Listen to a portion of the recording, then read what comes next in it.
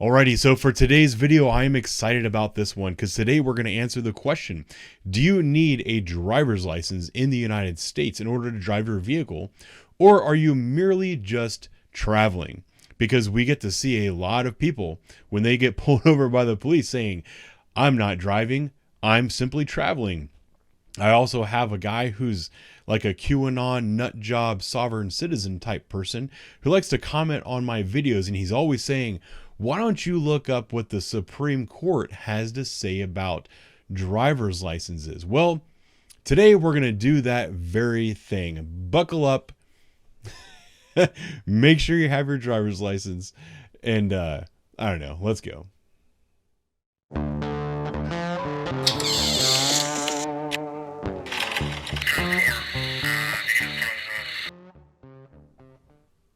Alrighty, so here is the question.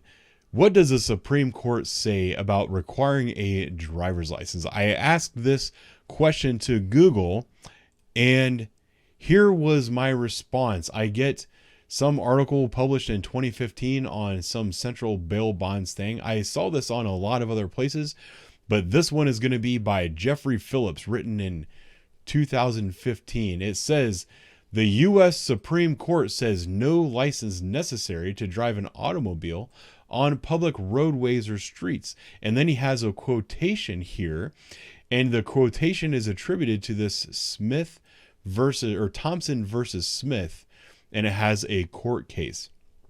It starts off by saying, the right of a citizen to travel upon highways and to transport his property therein by blah, blah, blah. I'm going to read the entire thing here in a moment, but he only has one paragraph of the case up here.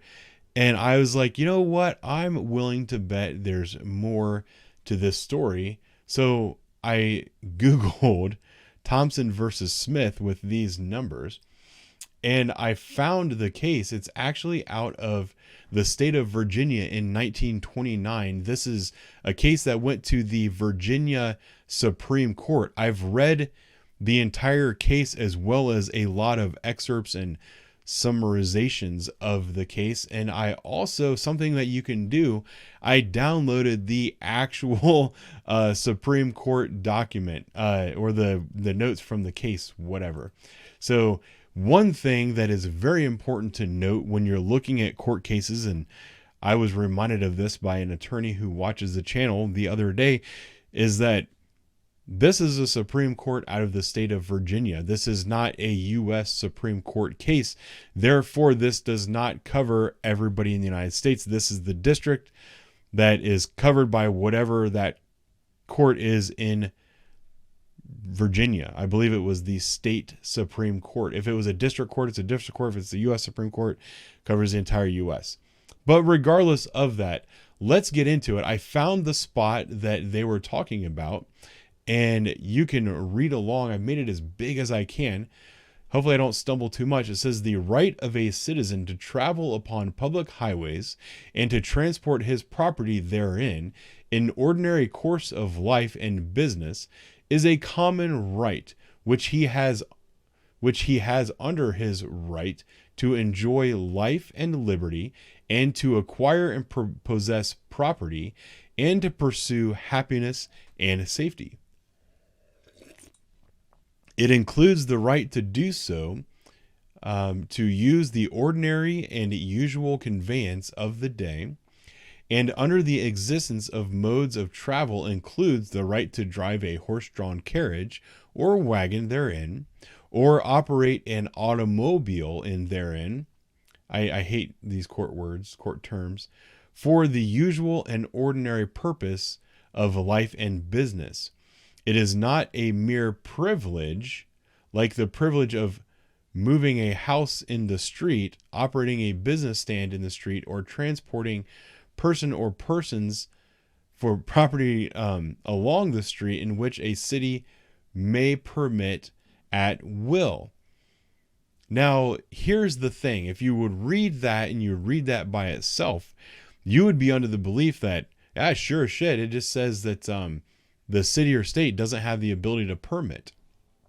Now, if you read the very next paragraph, that's when you're going to find out that that's where you're wrong, kiddo.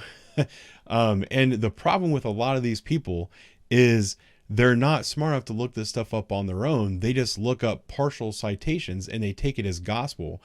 If they were smart, they wouldn't believe these things. That's why everyone watching this video now is so much smarter than these people. It says the exercise of such a common right in the city may, under its police power, regulate in the interest of public safety and welfare, but may not arbitrarily or unreasonably prohibit or restrict it, nor may it prohibit one to exercise it and refuse to permit another like qualifications. So the very next paragraph, it says that the city may, under its police power, regulate the interest for safety and public welfare, but may not do it arbitrarily or unreasonably prohibit or restrict the permit.